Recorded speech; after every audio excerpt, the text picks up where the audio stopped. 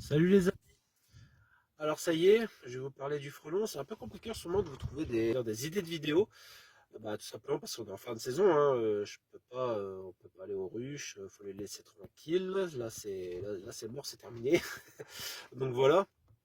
Alors on va parler du Vespa crabro. On va parler du Vespa velutina. On va parler du Vespa orientalis et on va parler du Vespa Mandarinia. Alors le dernier, on va en parler. Bon, je vais pas vous faire les quatre. Je vais pas vous faire les quatre là tout de suite. Alors vous avez remarqué, hein, je vous ai pas dit frelon européen, je vous ai pas dit frelon asiatique, frelon oriental et frelon japonais. Hein. Je vous ai pas dit ça parce que c'est pas des frelons, c'est des guêpes déjà pour commencer. Donc on va tout de suite rentrer dans le vif du sujet. Euh, on va commencer à parler du Vespa crabro, qui est le Vespa, qui est le frelon européen. Alors, pourquoi on l'appelle frelon européen? Tout simplement parce que, bon, c'est pas trop quand est-ce qu'il est arrivé. Il y en a qui disent qu'il est arrivé il y a des millions d'années, alors que c'est pas... c'est totalement faux, calmez-vous. C'est une guêpe asiatique, hein, calmez-vous. Il est arrivé vers les années, on sait pas trop, 60, 50, 60, par là. Et il y en a qui disent qu'il est arrivé de par l'Espagne, qu'il a grappillé, et puis que maintenant il est partout en Europe, c'est vrai. Enfin, c'est à moitié vrai, parce que pour moi, il est arrivé en bateau. Hein. Je pense que vers les années 60, 50, 60, il a dû venir en conteneur comme le frelon asiatique. Hein. Vous savez, le petit noir et jaune à pattes orange, là. Celui qui nous fait chier en ce moment. Et ben voilà, hein, et pour moi, il est arrivé comme ça. Alors, est-ce qu'il est dérangeant pour nos ruches? Est-ce qu'il est dangereux pour nous? Non. Non, il est pas, il est ni dangereux pour nos ruches, ni pour nous. Bon, ça lui arrive comme il y a l'année dernière, ça lui est arrivé d'être présent, d'avoir une présence, mais ça n'a rien à voir avec le Vélutinia, hein, avec le frelon asiatique, hein. Rien à voir du tout. Il va venir, il va peut-être arriver à prélever une abeille, il va partir, hein. Et quand je dis peut-être, c'est pas toujours, il n'y arrive pas toujours. Contrairement au Vélutinia où lui, c'est vraiment sa spécialité d'attraper les abeilles en vol, tout ça.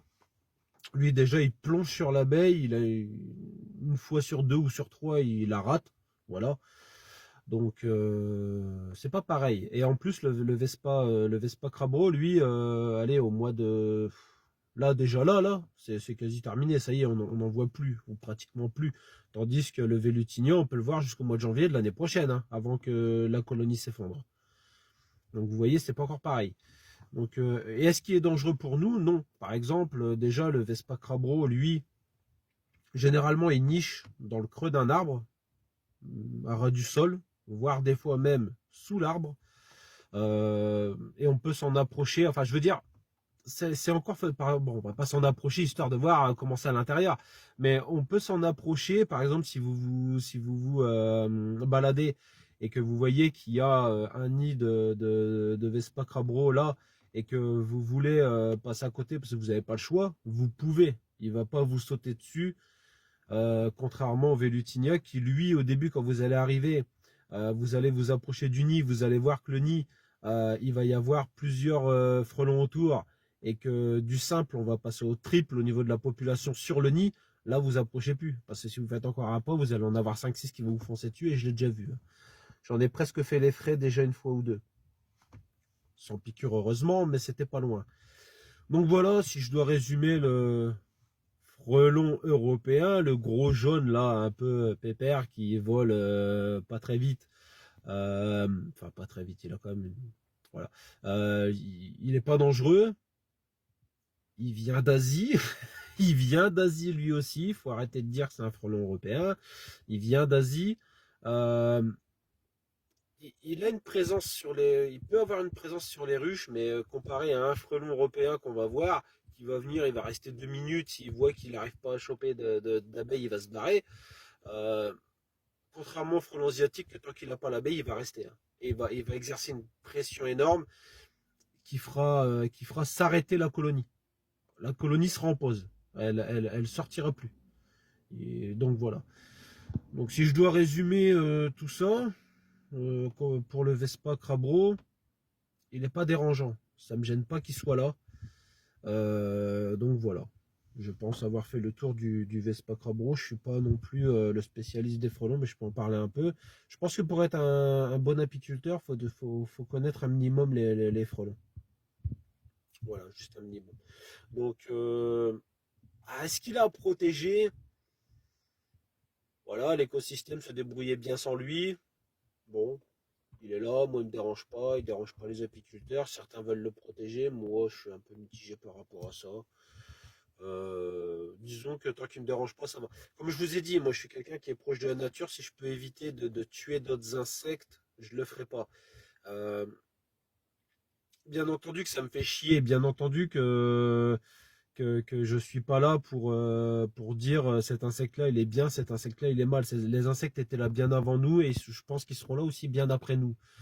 C'est pas le problème, c'est pas le sujet. Mais pour défendre mes colonies, ben, je suis obligé de piéger, j'ai pas le choix, quoi. Et je pense que c'est ce que je dirai à la fin de chaque vidéo que je ferai. Donc voilà, cette vidéo a déjà duré beaucoup trop longtemps. La prochaine vidéo sera sur le Vespa Velutina et là je pense qu'il y aura ouais, il y a des choses à dire sur le Vespa Velutina.